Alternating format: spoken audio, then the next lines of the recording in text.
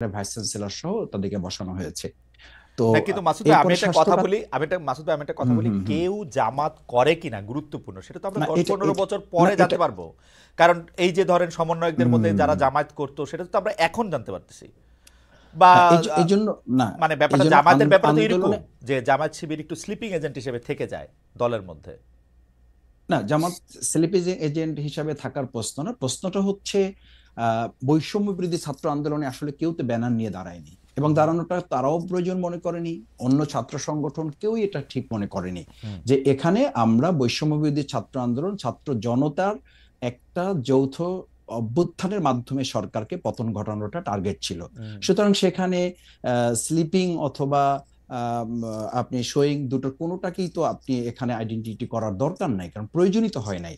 সুতরাং তারপরে যেটা হয়েছে যে জামাত ইসলামী, ইসলামী ছাত্র শিবিরকে আমরা জনগণের হাতে ছেড়ে দিয়েছি যে তারা ঠিক করবে। কারণ 15 বছর আমরা তো দেখেছি যে আওয়ামী লীগ মুক্তিযুদ্ধকে, মুক্তিযোদ্ধাদেরকে তাদের ব্যক্তিগত, পারিবারিক, দলীয় সম্পদ বানিয়ে পুরো এই মুক্তিযুদ্ধ এবং মুক্তিযোদ্ধাদেরকেই বিতর্কিত করেছে, এবং তাদেরকে প্রশ্ন বিদ্ধ শুধু করে নাই, তাদেরকে লাঞ্ছিত করেছে, এবং এটাকে একটা মানুষের খুব মানে ঘৃণীত পর্যায়ে নিয়ে গেছে। আমরা মনে করি যে 2024-এর এরকম একটা বড় অর্জনও কোন একটা দল বা ব্যক্তি বা গোষ্ঠীর জায়গা না গিয়ে এটা জাতীয় একটা সম্পদের মতো করে থাকুক, সকলের সম্মানের জায়গায় থাকুক। কোনটা? এরপরে যদি কোনো ব্যক্তি এই 2024-এর যে গণ ওকে, অভ্যুত্থানের যে ইয়াটা, আমি একটু তাহলে ক্রেডিটটা আরে কোনো আগেরটা একটু জিজ্ঞেস করি, মুক্তিযুদ্ধটা কি থাকা উচিত তাহলে?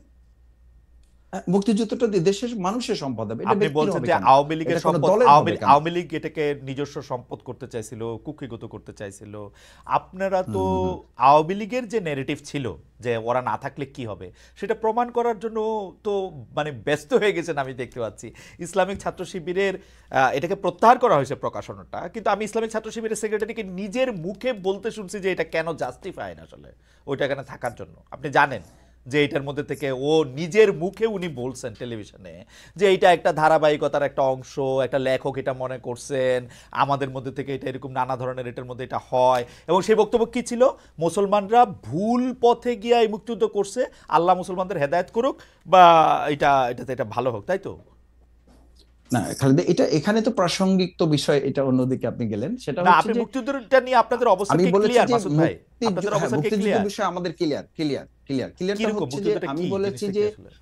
মানে এই কথাটা তো ঠিক যে মুক্তিযুদ্ধ এবং মুক্তিযোদ্ধাদের মতো এত সম্মানিত এই জায়গাটাকে আওয়ামী লীগ এটাকে বিতর্কিত, প্রশ্নবিদ্ধ করেছে হুম এবং হুম একটা নিন্দনীয় জায়গায় নিয়ে গেছে তাদের দলীয় সম্পদের উপর। আমি যেটা বোঝাতে চেয়েছি আপনাকে, হুম প্রথম কথাটা আমাদের ন্যাশনকে, আমাদের মেসেজটা তো ক্লিয়ার করতে হবে। আমরা বোঝাতে চাই যেটা, হুম যে 2024-এর এই অর্জনটাও যেন আমরা কোনো ব্যক্তি, দল, গোষ্ঠী, রাজনীতির কোনো মার প্যাচে এটা যেন বিতর্কিত না হয়, এটা যেন প্রশ্নবিদ্ধ না হয়। সেই জায়গায় 1971 সালে বাংলাদেশ জামাত ইসলামীর অবস্থান আমরা বহুবার প্রকাশ করেছি, বহুবার পরিষ্কার করেছি। আমরা আমাদের কথা স্পষ্ট করেছি যে দেশের স্বাধীনতা, সার্বভৌমত্বকে ধারণ করে বাংলাদেশ জামাত ইসলামী, ইসলামী ছাত্র শিবির তার রাজনৈতিক কর্মকাণ্ড পরিচালনা করে। এবং সেই কারণে আপনি দেখেন যে 2024-এর এই গণ অভ্যুত্থানের মাত্র কয়েকদিন আগে আমাদেরকে নিষিদ্ধ করা হলো। কাউকে নিষিদ্ধ করা হলো, আমাদের করা হলো এই কারণে যে তখনকার আন্দোলন সংগ্রামে বাংলাদেশ জামাত ইসলামী, ইসলামী ছাত্র শিবিরকে সরকার এবং তৎকালীন গোয়েন্দা সংস্থার রিপোর্ট অনুযায়ী তাদের কাছে মনে হয়েছে দেশপ্রেমের সামগ্রিক চেতনাটাকে বাংলাদেশ জামাত ইসলাম, ওকে। ইসলামী ছাত্র শিবির লোকেরা ধারণ করে এই কাজটা করছে। আর ছাত্র শিবির তার ছাত্র সংবাদের প্রকাশনা যেটা করেছে, এটা একটা বিচ্ছিন্ন ঘটনা। আমি মনে করি যে তাদের এখানে একজন গবেষক একটা লেখা লিখেছে, এবং তারা এটা পরে যখন বুঝতে পেরেছে বা এটা না তাদের না, পরে নজরে বুঝতে পারে এসছে, নাই, পরে বুঝতে পারে না নাই না, ভাই। আমি একটু একটু খালি আমি বলছি যে যখন তাদের নজরে এসছে তারা প্রত্যাহার করেছে, এবং এটার জন্য তারা দুঃখ প্রকাশ করেছে। হুম দিস ইজ জানাব। এখন আমি যদি আপনাকে আরো ধরি যে এটা তো এই নেরেটিভটাকে যদি আপনি ওভাবে নেন, আমি এটা মানে শ্রদ্ধা রেখেই বলছি হুম যে আমাদের এখন বাংলাদেশ জাতীয়তাবাদী দল বিএনপি, ওনাদের ওখানে যে মহাসচিব হিসাবে শ্রদ্ধেয় মির্জা ফখরুল ইসলাম আলমগীর সাহেব উনি কাজ করছেন, ওনার বাবা সম্পর্কে আমাদের কাছে কি মেসেজ আছে? তো সেজন্য কি বিএনপি কে এখন ক্ষমা চাইতে বলতে হবে? বা আমরা কি বলবো যে মির্জা ফখরুল সাহেবের শ্রদ্ধেয় মরহুম পিতা মির্জা রুহুল আমিন চোখা মিয়া 1971 সালে উনি ঠাকুরগাঁ জেলার না অন্যতম মানে স্বাধীনতা বিরোধী মাসুদ হিসাবে ভাই, 710 জনের একজন ছিলেন। একটু একটু শেষ করছি যে জি এই মাসুদ ভাই কারণে প্লিজ কি বলেন। এখন বিএনপি কে আমরা ধরবো? না, আমাদের নেতৃবৃন্দকে ফাঁসি দেওয়া হয়েছে, তার সাথে তো সালাউদ্দিন কাদের চৌধুরী শহীদ, ওনাকেও ফাঁসি দেওয়া হয়েছে। রাইট। তাতে কি বিএনপিকে না আমরা এখন বলবো যে তাকেও না মাসুদ ক্ষমা ভাই, চাইতে হবে, না বা মা- স্বাধীনতা না মাসুদ ভাই, বিরোধিতা নিয়ে ব্যক্তি তাদের মধ্যেও কনফিউশন আছে? না মাসুদ ভাই, ব্যক্তি আর দলের অবস্থা তো ভিন্ন। আমরা 1971 সালে জামায়াতে ইসলামী মুক্তিযুদ্ধের চলাকালীন সময়, তারপরে তারপরে তারপরে বিভিন্ন সময় বিভিন্নভাবে স্টেটমেন্ট দিয়ে দল হিসাবে যেটা বলেছে, আমরা যখনই প্রশ্ন করি আপনি বলেন যে আপনারা বলেন যে এই ব্যাপারে জামাত ইসলামের অবস্থান পরিষ্কার, কিন্তু পরিষ্কারটা আপনি একটু বলেন তো, আমরা একটু শুনি যে পরিষ্কার অবস্থানটা কি। 1971 সালে কি আপনারা যারা যা করেছিলেন তা ঠিক করেছিলেন? না, পরিষ্কারটা হচ্ছে এই যে বাংলাদেশ তখন যে অবস্থার প্রেক্ষিতে স্বাধীন হয়েছিল, মাওলানা ভাসানী রহিমাহুল্লাহ উনি তো পরিষ্কার বলেছেন যে তখন 70-এর যে ভোট, আপনি নিশ্চয়ই আরো ভালো জানবেন, সেই 70-এর ভোটে তো তিনি এই স্লোগান দিয়েছিলেন যে ভোটের বাক্সে লাথি মারো, বাংলাদেশ কায়েম করো। ওকে, তো সেই বাংলাদেশ কায়েম করা প্রসঙ্গে এসে মরহুম প্রেসিডেন্ট শেখ মুজিবুর রহমান উনি তো বাংলাদেশের স্বাধীনতা উনি শেষ পর্যন্ত তো চান নাই। 7 মার্চের উনি ভাষণ, তার পরবর্তী সময়গুলো আমরা তো লক্ষ্য আপনি শুধু করেছি। জামাত এখন ইসলামের বাংলাদেশ অবস্থানটার কথা বলেন। বাংলাদেশ শেখ হ্যাঁ মুজিবুর রহমান বাংলাদেশ স্বাধীনতা জামাত চায় নাই, ভালো কথা, মানে বাংলাদেশ একই জামাত চাওয়া না ইসলামী চাওয়া ছিল। এই বাংলাদেশ জামাত ইসলামী 53 বছরে হ্যাঁ, যে নেরেটিভ গুলো বাংলাদেশে আমরা লক্ষ্য করেছি, আপনি বাংলাদেশ জামাত ইসলামী সেই পর্যালোচনাগুলি তখন ছিল যে আমরা বাংলাদেশ জামাত ইসলামী স্বাধীনতা চাই, কিন্তু ভারত সহযোগিতার মাধ্যমে যে ষড়যন্ত্রমূলক ভাবে দেশকে স্বাধীন করে এই দেশকে তাদের একটা অঙ্গরাজ্য বানানোর পরিকল্পনা বা ষড়যন্ত্র করছে, এটার সাথে জামাত ইসলামের দ্বিমত ছিল। ওকে। এবং সেই দ্বিমতটা তো 1971 সত্য, সালে আমি আমি সেই একদম দ্বিমতটা তো পরিষ্কার সত্যে পরিণত হয়েছে। পরিষ্কার অবস্থানটা আবার বলি। আপনার পরিষ্কার অবস্থানটা হচ্ছে 1971 সালে শেখ মুজিবুর রহমান স্বাধীনতা চায় নাই, কিন্তু জামায়াতে ইসলামী স্বাধীনতা চাইছিল, এবং চাইছিল হচ্ছে ভারত সাহায্য করবে না এরকম একটা অবস্থায় স্বাধীনতা, তাই তো? ভারতের ষড়যন্ত্রমূলক ওই সহযোগিতাকে সাথে নিয়ে আমরা এবং স্বাধীনতাটা এই চাইনি, অবস্থানে কোনো কারণ আমরা মনে পরিবর্তন, করেছি এই 71 থেকে একটা 25 পর্যন্ত কোনো অবস্থান পরিবর্তন হয় নাই, তো এটাই ছিল তো, এটাই ছিল, এটাই থেকে এই এইটাই আছে। 2024-এ এসে এটার পরিবর্তন হয়েছে। আমি বলেছি এবং আমাদের ছাত্ররা তো বলেছে, জনতাও বলেছে যে ওই 2024-এ 5ই আগস্ট আমরা কিন্তু শুধুমাত্র একটা সরকার পরিবর্তন ঘটাই নাই, আমরা আমাদের এই সন্তানেরা, আমাদের এই ছাত্র জনতা সেদিন একটা আধিপত্যবাদেরও আমরা পতন ঘটিয়েছি। কারণ আপনি জানেন যে আপনার আপনার একটা ইস্যু আমি আলোচনাতেও দেখেছি, এবং আমাদের দেশের গোয়েন্দা সংস্থা পরবর্তীতে বিভিন্ন আলোচকরাও বলেছেন যে সেদিন 2024-এর জুলাই আগস্টে আমাদের পার্শ্ববর্তী রাষ্ট্রের একটা সক্রিয় এবং শক্তিশালী গোয়েন্দা সংস্থা এই দেশের তৎকালীন দুষ্ট চক্র, আইন শৃঙ্খলা বাহিনীতে যারা ছিলেন তাদের সাথে সম্পৃক্ত থেকে আমাদের দেশের ছেলেদের উপর গুলি করা হয়েছে। আমি আমার 67 দিনের রিমান্ডে আমি একটা সাক্ষাৎকারে বলেছি, আপনাকে আবার একটু স্মরণ করাচ্ছি, যে আমাকে যখন ইন্টারোগেশন সেলে নেওয়া হয়েছে তখন চোখ বাঁধা, হাত পা বাঁধা অবস্থায় আমাকে যখন দুটা চেয়ারে শোয়ানো হয়েছে, আমি তাদের কাছে খুব ইসের সাথে জানতে চেয়েছিলাম, স্পষ্টভাবে জানতে চেয়েছিলাম যে আমার চোখ খুলে দেন, অথবা আমাকে দেখতে দেন, অথবা আমাকে পরিচয় দেন যে আপনারা কারা আমার ইন্টারোগেশনে আসছেন। ওনারা অসতর্কতা বশত হোক অথবা কৌশলগত দিক থেকে ওনাদের মনে না থাকার কারণে হোক, ওনারা বলেছেন এখানে দেশি বিদেশি সংস্থার লোকেরা না আছেন। না আমি মাসুদ ভাই, আমরা এই বক্তব্যগুলি মাসুদ ভাই আমরা একটু পর্যন্ত যখন দেশ গিয়েছে, মাসুদ ভাই আমরা একটু আসলে একটু প্রিসাইজ থাকতে চেষ্টা করি। অর্থাৎ 1971 সালে যেভাবে বাংলাদেশ স্বাধীন হয়েছিল, জামাত ইসলাম এটার সাথে একমত ছিল না, তো জামাত ইসলাম এটার সাথে একমত কখনোই পোষণ করে নাই। 2024 সালে আইসে বাংলাদেশ, আপনি মনে করতেছেন 2024 সালে আইসে বাংলাদেশ এটা অন্যরকম স্বাধীনতা পাইছে, এটা কি ব্যাপারটা এরকম? মানে ভারত টারত এইসব এলিমেন্ট আমি যেতে চাইতেছি না, আপনি দুই লাইনে বলেন 1971 সালে জামাতের অবস্থান সঠিক ছিল। দুই লাইনের জামাত ইসলামের দুই লাইনের কথাটা আসলে কোনো একটা কোশ্চেনের কথা আপনি কখনো কখনো দুই লাইনে বলতে পারবেন না। আপনি আমাকে বলেছেন, সেই জন্য কথাটা উঠলো যে আপনাদের অবস্থান নাকি পরিষ্কার, কিন্তু আমি কখনো এই পরিষ্কার কথাটা জানতে পারি না। পরিষ্কারটা কি? কথা হচ্ছে এইটা যে বাংলাদেশ জামাত ইসলামী স্বাধীনতাটা ভারতের ষড়যন্ত্রমূলক সহযোগিতার মাধ্যমে চায়নি, কিন্তু যখন স্বাধীন হয়েছে দেশ, সেই স্বাধীনতাকে ধারণ করে জামাত ইসলাম, ইসলামী ছাত্র শিবির তার সামগ্রিক কার্যক্রম পরিচালিত হয়ে আসতে হয়। রাইট। তার আগ পর্যন্ত কিন্তু এটা একটা অরাজনৈতিক আন্দোলন ছিল। আপনারা মুক্তিযুদ্ধ, এবং আমরা দেখেছি যে মুক্তিযুদ্ধের স্লোগান, বঙ্গবন্ধুর স্লোগান মুখে নিয়ে আন্দোলনটা অংশগ্রহণ করতে, যেটার সাথে শেখ হাসিনা বা ফেসিবাদী ব্যবস্থা বিলোপের কোনো চিহ্ন ছিল না এই আন্দোলনের মধ্যে আসলে, অগাস্টের 2-3 তারিখ পর্যন্ত। কিন্তু যখন সেই রাতে রাজাকার যে তাদের যে বয়ান, সেটা দিয়ে যখন তারা ছাত্র জনতাকে ট্রিগার করলো, তখন কিন্তু পুরো আন্দোলনের মোড় ঘুরতে শুরু করলো। এবং আপনি যে প্রসঙ্গটা বললেন যে শত্রু, আসলে ফ্যাসিবাদ, বিএনপি কিন্তু একটা ফ্যাসিবাদ বিরোধী শক্তি, এই এই গণ অভ্যুত্থানেরই অন্যতম স্টেক হোল্ডার। এবং গত 15 বছরে তাদের যে নির্যাতন, তাদের প্রত্যেকটা নেতা কর্মীদের বিরুদ্ধে যে অজস্র মামলা, এটা অস্বীকার করে কোনো উপায় নাই। কিন্তু এই 5ই আগস্টের পরে কিন্তু প্রত্যেকটা ফ্যাসিবাদ বিরোধী শক্তি যার যার ব্যানারে ফেরত গেছে।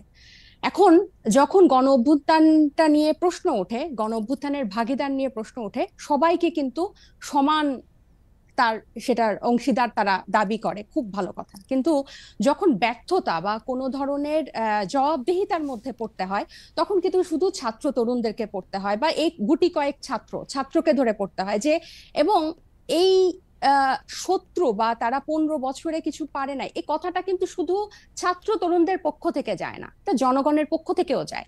আপনি যদি আপনাদের এই অনুষ্ঠানগুলোর নিচে কমেন্ট গুলা দেখেন, কখনো যদি চোখে পড়ে, এখানে কিন্তু যাদের প্রকৃত অর্থে যাদের অ্যাকাউন্ট আছে, এরকম অনেক মানুষ কিন্তু খুব সুন্দর সুন্দর কথা লেখে এবং কাউকে অ্যাটাক করে না, খুব গঠনমূলক ভাবেই কিন্তু লেখে। এটা থেকে কিন্তু আপনারা নিজেরাও বুঝতে পারবেন এবং আশেপাশের মানুষ থেকেও বুঝতে পারবেন যে গত 15 বছরে একটা যোগ্য বিরোধী দল হওয়ার ব্যর্থতা কিন্তু এদেশকে ভুগিয়েছে, একটা সফল বিরোধী দল হওয়ার ব্যর্থতা কিন্তু এদেশকে ভুগিয়েছে। এটা শুধু ছাত্র জনতা হিসেবে আমরা যে বলি যে, বা এনসিপি এই নতুন করে যেটা বলে, ব্যাপারটা তা না। আরেকটা বিষয় হচ্ছে, এই শত্রু বা এই মুখোমুখি দাঁড় করানোর ব্যাপারটা কিন্তু এক দিক থেকে না।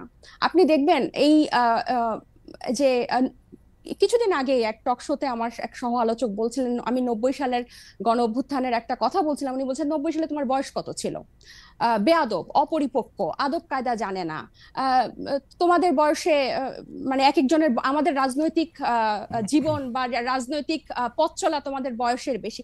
এই যে খাটো করে দেখা, এই যে হেয় করে দেখা, তো এটার প্রতিক্রিয়াতেও কিন্তু কিছু কথা চলে আসে। না ডক্টর জাবিন আসেন, আমরা একটু আমার ব্যর্থতা, আমি আপনার প্রশ্নটা আসলে বুঝাতে পারছি কিনা আমি জানি না। আমার কাছে যেটা মনে হয়েছে যে বিএনপি গত 13 বছর ধরে, স্পেসিফিকলি বললে যে 2012 সালের পর থেকেই বিএনপি এই একটা সরকারের কাছে একটা দাবি জানায় আসতেছে, দরকার হলে সরকারকে বলতেছে ক্ষমতা চাইতে একটা সুষ্ঠু নির্বাচনের কথা বলতে। এবং এইটার মধ্যে কিন্তু বিএনপি কোনোদিন কোনো আড়াল নিতে পারে নাই। বিএনপি কিন্তু কোনো ছাত্রলীগের মধ্যে গিয়ে বলতে পারে না যে বঙ্গবন্ধু মহান নেতা, আমরা সবাই বঙ্গবন্ধুকে ভালোবাসি, এই কথা বলে কিন্তু বিএনপি রাজনীতি করতে পারে নাই। বিএনপিকে রাজনীতিটা করতে হয়েছে বিএনপির কথা বলেই, শেখ হাসিনার এগেনস্টে কথা বলেই বিএনপি রাজনীতি করতে হয়েছে। তার জন্য মামলা, মোকদ্দমা, জেল, জুলুম যত কিছু করছে, চা খাচ্ছে। বৈষম্য বিরোধী ছাত্র আন্দোলনের নেতারা কিন্তু শেখ হাসিনার বিরুদ্ধে ফেসিবাদী আন্দোলনে গেছে হচ্ছে অনেক পরে, অনেক জায়গার পরে। সেই সময় তাদেরকে আমরা মুক্তিযুদ্ধের স্লোগান দিতে দেখছি, তাদেরকে আমরা বঙ্গবন্ধুর ভাষণ দিতে দেখছি, এবং আমরা দেখছি যে তারা নানাভাবে নানা ধরনের আড়াল নিচ্ছেন। বিএনপি কিন্তু এই সুযোগটা পায় না। আমার প্রশ্নটা হচ্ছে, যেই বিএনপি এত ত্যাগ করলো, এবং তারা কিন্তু সরকারে গিয়া 3 জন মন্ত্রী হয় নাই, 3 জন মন্ত্রী এই বৈষম্য বিরোধী ছাত্ররাই হয়েছে। তারা কিন্তু কোনো কিছু দখল করে নাই, তাদের একটাই চাওয়া ছিল ইলেকশনে যাওয়া। এবং ইলেকশন যাওয়ার পর থেকে বিএনপিকে কি শুনতে হয়েছে আপনাদের কাছ থেকে আপনি দেখেন। আমি ছোট করে একটু বলি, আমার মাফ করবেন, আপনাদের কাছে শুনতে হয়েছে বিএনপি নাকি আওয়ামী লীগকে পুনর্বাসন করতেছে, বিএনপি নাকি আওয়ামী লীগকে নিয়ে আসতেছে। আওয়ামী লীগ দিয়া বিএনপির নেতারা যেভাবে ক্ষতিগ্রস্ত হয়েছে, তার 100 ভাগের 1 ভাগ বাংলাদেশে কেউ হয় নাই। এরপরও বিএনপি কেমনে শত্রু হইল এনসিপির, এইটার কারণটা কি? মানে বিএনপিকে ক্ষমতা থেকে ঠেকানোটা কেন এত জরুরি হয়ে পড়লো? এখানে এটা শত্রুতার প্রশ্ন না খালেদ ভাই। এই যে কেন শুধু সুষ্ঠু নির্বাচনই চেয়েছিল, নির্বাচন কেন্দ্রিক রাজনীতি তারা করেছে। এই যে হাসিনা কিভাবে এই 3টা অবৈধ নির্বাচন করে ফ্যাসিস্টের সাম্রাজ্য টিকে রেখেছিল, তাদের রাজনীতিটাই ছিল নির্বাচন কেন্দ্রিক। কারণ নির্বাচন হলেই শুধু গণতন্ত্র হবে, গণতন্ত্র ফিরে আসবে, এটা তাদের একটা রাজনৈতিক একটা চালের, এটা বা তাদের কি বলবো আমি, পরিকল্পনার ভুল বলবো, যে তারা সবসময়, আপনিই বলছেন যে তারা সবসময় সুষ্ঠু নির্বাচনই চেয়েছে। কেন তারা হাসিনার এই যে তার যে সাম্রাজ্য, 3টা বিভাগ, এই যে সবকিছু তার একক কর্তৃত্বে, একক হাতে, প্রত্যেকটা রাষ্ট্রীয় প্রতিষ্ঠানের একটা ইট পাতা যে হাসিনার কথা ছাড়া বা স্বৈরশাসকের কথা ছাড়া চলতো না, বা মানুষকে সম্পৃক্ত করার যে রাজনীতি, এটা তো বিএনপি করতে ব্যর্থ হয়েছে। এবং জনগণের কথা না বলে, জনগণ এই যে এখনো তারা যে 31 দফা বলে যে সব গণভোট অসম্ভব বলছে, যেসবে আমরা জনগণকে সম্পৃক্ত করতে চাচ্ছি, বিএনপি আবার সেসব জায়গায় জনগণকে দূরে ঠেলে দিয়ে আবার নির্বাচনের কথা বলছে। এখানে কিন্তু আপনি দেখেন তারা কিন্তু আবার জনগণকে নিজেদের থেকে দূরে সরাচ্ছে। জনগণ কিন্তু তাদেরকে চাচ্ছে এবং তারা একটা প্রতিষ্ঠিত রাজনৈতিক দল, তারা নির্যাতিত রাজনৈতিক দল। আপনি নিজেই বলছেন যে তারা সব সময় সুষ্ঠু নির্বাচন চেয়েছে। একটা দেশের গণতন্ত্র কি শুধু সুষ্ঠু নির্বাচনের, একমাত্র শুধু সুষ্ঠু নির্বাচনের মধ্যে এই নির্বাচন ব্যবস্থাটা কিরকম, এই নির্বাচনটা দাঁড়িয়ে আছে কিসের উপর? এই যে এই নির্বাচন কমিশনার গুলা, বিচারক এবং প্রত্যেকটা রাষ্ট্রীয় প্রতিষ্ঠান, তাদের মন্ত্রিসভাগুলা কিসের উপর দাঁড়িয়েছে? আইন শৃঙ্খলা বাহিনী, পুলিশ, র্যাব, প্রত্যেকটা গোয়েন্দা বাহিনী কিসের উপর দাঁড়িয়ে আছে? এগুলোর সংস্কারের কথা, এগুলোর বিরুদ্ধে কথা, প্রত্যেকটা সবসময় তাদের একটা উপর দিয়ে কথা যে চেষ্টা করা হবে, পরিবর্তন করা হবে, কিন্তু স্পেসিফিক্যালি উপায়টা কি, পথটা কি, তারা জনগণের কাছে সেটা পরিষ্কার করে না। যেটা ছাত্র জনতা বা এখন পরবর্তীতে হয়েছে, হয় আন্দোলনটা কোটা বিরোধী আন্দোলন দিয়ে শুরু হয়েছিল এবং সব সময় কিন্তু এটা তো বাংলাদেশের ইতিহাসে প্রথম না, একটা দিয়েই শুরু হয়েছিল। কিন্তু এই পুঞ্জীভূত যে স্বৈরশাসকের 15 বছরের যে পুঞ্জীভূত ক্ষোভ, সেটা কিন্তু প্রকাশিত হয়েছে একটা সিস্টেম, একটা ধাপ পেরিয়েই কিন্তু সেদিকে গিয়েছে। এবং আমি বিএনপিকে আমি একটু বলি, এবং বিএনপিকে যে এই শত্রু মনে করা না, আমরা কিন্তু চাচ্ছি বিএনপিকে জাতীয় ঐক্যমত্য নিয়ে আমরা একসাথে সবাই মিলে আমরা ঐক্যমতে পৌঁছাই সংস্কারের বিষয়ে, যে মৌলিক কিছু সংস্কার হোক, তারপর নির্বাচন যে দুইটা টাইম লাইনে আছে তার মধ্যেই হবে এবং প্রত্যেকটা দল, নিবন্ধিত দল সেখানে অংশগ্রহণ করবে। এবং আওয়ামী লীগের পুনর্বাসনের ক্ষেত্রে যেটা বলছি, আপনি দেখেন, জি বলেন, শেষ করেন, সরি নতুন প্রশ্ন, যে বিচার এবং সংস্কারের কথা, যেই বিচার, যেই আওয়ামী লীগ তাদেরকে এরকম ভাবে নির্যাতন করেছে, এক একজনের ইভেন এমনও হয়েছে বিনা ভোটে, এই শব্দটা ফেসবুকে লিখেছে দেখে তাকে ডিজিটাল আইসিটি একটা মামলা দিয়েছে, দুইটা শব্দের জন্য। তাহলে এই লেভেলের নির্যাতন, তারা ঈদে কেউ বাড়ি যেতে পারে নাই, সবগুলাকে ঘর ছাড়া, এরকম নির্যাতনের মধ্যে তারা আওয়ামী লীগের দল হিসেবে বিচার না চেয়ে, হাসিনার বিচার না চেয়ে, আওয়ামী লীগের বিচার না চেয়ে, আমি বলি আমরা দুইজন, মানে আপনি আর আমি কি দুইটা আলাদা দুনিয়াতে বাস করি? মানে আপনি যে এই শব্দটা বলতেছেন যে তারা হাসিনার বিচার না চেয়ে, আমি তো দেখতেছি বিএনপির নেতৃবৃন্দ প্রতিটা ভাষণে, মানে তারেক রহমান থেকে ফখরুল ইসলাম আলমগীর, প্রতিটা ভাষণে হাসিনার বিচার চাইতে থাকেন। গত 15 বছর চেয়েছেন, এখনো চান। মানে হাসিনার বিচার না চেয়ে এটা কোত্থেকে আসলো? বিচার কি শুধু এই খালেদ ভাই, বিচার চাইলে আর কি এদেশের বিচার হয়ে যায়? বিচার ব্যবস্থার কি অবস্থা? না না, আপনি বিচার যে না চেয়ে বলতেছেন সেটা কি থেকে বলছেন? জি বলেন। গত এই হাসিনা প্রধান বিচারপতিকে তার একজন এমপ্লয়ি দিয়ে তো দেশ ছাড়া করেছে আমাদের তো। এবং এই যে বিচার ব্যবস্থার প্রতি যে মানুষের আস্থা আনা, এবং আমরা কিন্তু বলছি না পুরো বিচারটা শেষ করতে হবে, একটা দৃশ্যমান বিচার প্রক্রিয়া। আইসিটি কি করছে? এই জাতিসংঘের মানবাধিকার কিন্তু পরিষ্কার তাদের রিপোর্টে লিখেছে যে এটা এখানে আন্তর্জাতিক অপরাধ হয়েছে। আপনি কি জানেন শেখ হাসিনার বিরুদ্ধে এই পর্যন্ত কতটা মামলা হয়েছে, কতটা মামলার ফাইনাল রিপোর্ট বা চার্জশিট একদম কাছাকাছি চলে আসছে? এগুলি সবগুলি বিচার প্রক্রিয়ার অংশ এবং এই সবগুলি বিচার শুরু হয়েছে আসলে। এবং সেটার দৃশ্যমান, আপনি দৃশ্যমান কি চান? দৃশ্যমান কি চান? কিভাবে বুঝবেন যে দৃশ্যমান হবে? আপনি যে বলছেন আমি আর আপনি দুটো আলাদা ভুবনে থাকি, সত্যি করে খালেদ ভাই, নির্বাচন নিয়ে শুধু নির্বাচন কিন্তু আমরা চাই না, ব্যাপারটা এরকম না। শুধু নির্বাচন নিয়ে যে ধরনের আলাপ, যে ধরনের বক্তৃতা, যে ধরনের প্রচার, যে একটা নির্বাচিত সরকার আসলেই সংস্কার করে দিবে, একটা নির্বাচিত সরকার আসলেই বিচার হবে, আর তারা এসে বিচার করবে, এটা ছাড়া এই আওয়ামী লীগ যে 15 বছরে যে শুধু তো জুলাই হত্যাকাণ্ড না, পিলখানা, শাপলা, 3টা অবৈধ নির্বাচন, তারপর এই গুম, বিচার বহির্ভূত হত্যাকাণ্ড এবং ব্যাংক লুট, মানে অন্য মাত্রার, এগুলোর বিচার, এগুলো নিয়ে কথা কি আছে টেবিলে? আমার তো মনে হয় না। যদি এরকম আমার মনে যে আপনি শুনলে হয়তো দেখবেন যে এগুলো সবগুলি আছে, এই কোনোটাই নাই তা না, এবং এর প্রত্যেকটার বিচার হইতেছেও, কিন্তু প্রত্যেকটার বিচার প্রক্রিয়া শুরু হয়েছে। বিচার প্রক্রিয়া তো আদালতে শুরু হয় না, বিচার প্রক্রিয়া শুরু হয় তদন্তের মাধ্যমে, বিচার প্রক্রিয়া শুরু হয়। আমি খালেদ ভাই, আমি আপনাকে একটা বলি, যেই এই কিছুদিন আগে যে আমাদের ঢাকা মেয়রের কে ঘোষণা করা হলো, এই বিচারের এই বিএনপি পন্থী একজনকে ঢাকা মেয়রের ঘোষণা করা হলো আদালতের রায়। আপনি কি মনে করেন যে পূর্ণ আস্থা 7 মাসের মধ্যে, 7 মাস আগে যে হাসিনা 15 বছর এরকম একটা ভঙ্গুর